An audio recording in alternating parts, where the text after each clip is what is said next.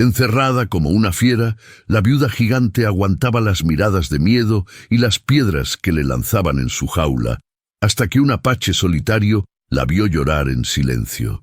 Con sus ahorros la compró y le preguntó: ¿Te casas conmigo? Hola, mi querido amigo. Soy Ricardo Rodríguez, el narrador de Sueños y Destinos. Antes de comenzar, te invito a suscribirte a nuestro canal y cuéntame, ¿desde qué ciudad nos estás viendo? Un fuerte abrazo y disfruta la historia. El viento del desierto de Sonora soplaba entre los maderos viejos del circo, llevando consigo el olor a sudor y polvo que se había vuelto tan familiar como la respiración.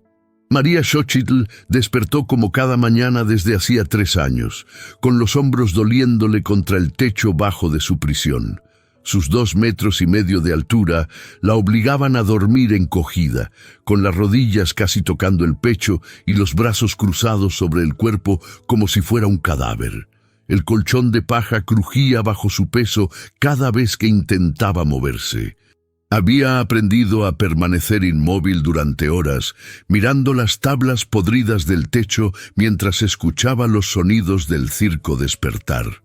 Primero, los caballos relinchando, después las voces de los trabajadores, y finalmente, la risa cruel de don Teodoro contando las monedas de la noche anterior. «¡La giganta maldita!», gritaba el hombre bajo desde el centro de la carpa.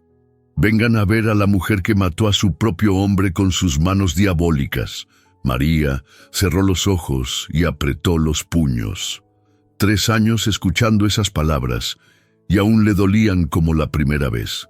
Santiago no había sido su hombre, apenas había sido un tratador de animales que la veía como una aberración útil, alguien que podía cargar fardos pesados y trabajar sin descanso.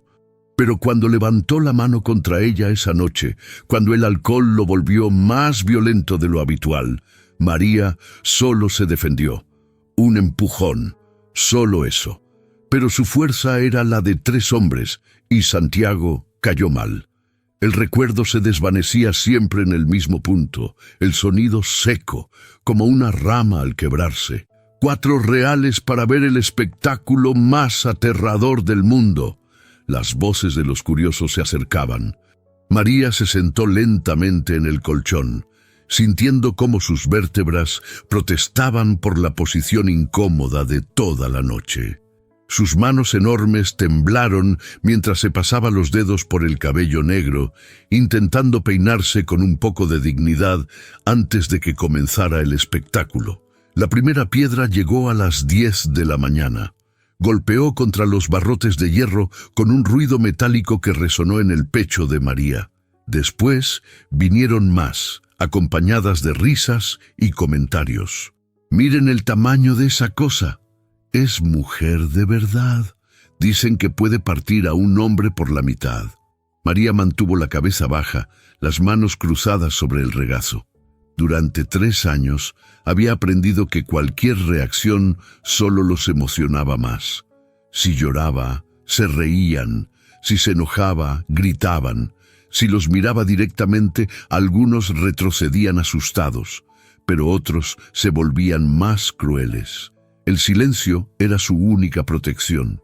Ahora, señoras y señores, la voz de don Teodoro subió de tono. «Observen cómo esta criatura intenta parecer humana».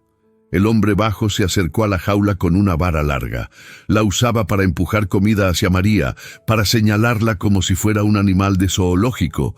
Hoy la usó para golpear los barrotes cerca de su cara. «Levántate, muéstrale a la gente lo grande que eres». María alzó la vista por un momento.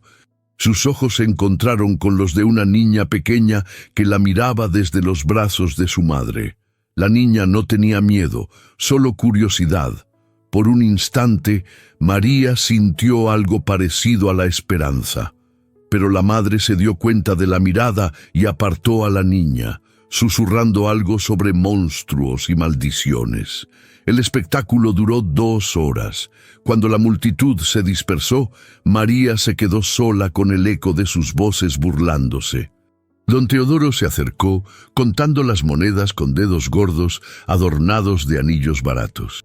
Buen día hoy, murmuró. La gente siempre paga por ver rarezas como tú. Se alejó sin más palabras, dejando a María con su ración diaria. Un pedazo de pan duro, agua en un cuenco despostillado y un plato de frijoles fríos. Comió lentamente, saboreando cada bocado no por placer, sino porque era lo único que podía controlar en su día. El momento de la comida le pertenecía a ella sola. Mientras masticaba, recordó las palabras de su madre, dichas hacía tanto tiempo que parecían de otra vida. «Mija, Dios te hizo diferente por una razón. Algún día entenderás para qué».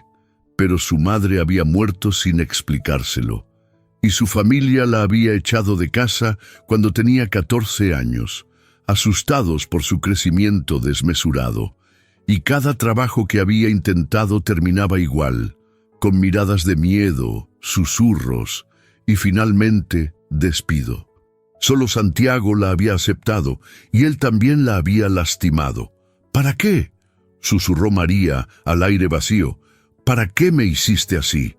El viento sopló más fuerte, haciendo gemir la madera vieja del circo. Sonaba casi como una respuesta, pero María ya no creía en respuestas. En las colinas que rodeaban el poblado de San Teodoro de la Frontera, Tonatiuh observaba el humo que se alzaba desde las chimeneas del asentamiento. Sus 51 años pesaban en sus hombros como una manta de lana mojada, no por cansancio físico, sino por el cansancio del alma que viene después de perder todo lo que se ama. El guerrero apache había construido su rancho en un lugar donde podía ver el pueblo sin ser visto. Necesitaba saber lo que pasaba en el mundo de los blancos, pero no deseaba formar parte de él. Durante 10 años había vivido así, en la frontera entre dos mundos que no lo querían completamente en ninguno. Sus manos, curtidas por el trabajo y marcadas por cicatrices de batallas pasadas, acariciaron el mango de su cuchillo mientras observaba la caravana que se acercaba por el camino principal. Era un circo ambulante, a juzgar por los colores chillones de las carretas y los sonidos extraños que llevaba el viento. Tonatiuh recordó a su esposa Itzel cuando vio los colores. Ella había amado los colores brillantes, rojos como la sangre del atardecer, azules como el cielo después de la tormenta, amarillos como el maíz maduro. Había tejido mantas con esos colores, mantas que él había quemado la noche después de enterrarla, porque el dolor de verlas era más de lo que podía soportar. El circo instaló sus carpas en la plaza del pueblo, y durante los siguientes 3 días, Tonatiuh escuchó el ruido de la multitud, los gritos de asombro y las risas. No bajó al pueblo. Rara vez bajaba, solo cuando necesitaba provisiones que no podía conseguir de otro modo. Pero al 4.º día, algo cambió. El viento trajo un sonido diferente. No era risa ni asombro. Era algo más profundo, más doloroso. Era el sonido de alguien sufriendo en silencio, un gemido tan bajo que solo alguien acostumbrado a escuchar los susurros del desierto podía percibirlo. Tonatiuh bajó de su caballo y se acercó a pie al pueblo, moviéndose con la silenciosa precisión que había aprendido en décadas de guerra. Se ocultó entre las sombras de los edificios, acercándose al circo como si fuera territorio enemigo. Lo que vio le quitó el aliento. En el centro de la carpa principal había una jaula, y dentro de la jaula, encogida como un animal herido, estaba la mujer más grande que había visto en su vida. Pero no fue su tamaño lo que lo impactó. Fue la manera en que mantenía los hombros, la forma en que miraba al suelo, la quietud desesperada de alguien que ha aprendido que cualquier movimiento trae dolor. Tonatiuh conocía esa postura. La había visto en prisioneros de guerra. La había sentido en su propio cuerpo durante los meses después de la muerte de Itzel. «¡Vengan a ver a la giganta maldita!», gritaba un hombre bajo con anillos brillantes. «¡La mujer que mató a su propio marido!». La multitud se reía y señalaba. Algunos tiraban pedazos de comida. Un niño lanzó una piedra pequeña que rebotó contra los barrotes cerca de la cara de la mujer. Ella no se movió, no lloró, no protestó, solo se encogió un poco más. Tonatiuh sintió una furia que no había experimentado en años. No era la furia caliente de la batalla, sino algo más frío y más peligroso. Era la furia de un hombre que reconoce una injusticia tan profunda que clama venganza. Pero también reconoció algo más en la mujer gigante. En la manera en que sostenía las manos, en la curva protectora de sus hombros, en la dignidad silenciosa de su sufrimiento. Reconoció a alguien como él, alguien que había perdido todo, alguien que había sido juzgado por cosas fuera de su control, alguien que había aprendido a soportar el dolor sin hacer ruido. Se quedó observando hasta que la multitud se dispersó y el hombre de los anillos guardó las monedas. Vio cómo le daban a la mujer su comida como si fuera un animal. Vio cómo comía con cuidado, como si cada bocado fuera sagrado. Vio cómo se acurrucaba en el pequeño colchón de paja, intentando encontrar una posición que no lastimara su cuerpo demasiado grande para el espacio. Tonatiuh regresó a su rancho esa noche, pero no durmió.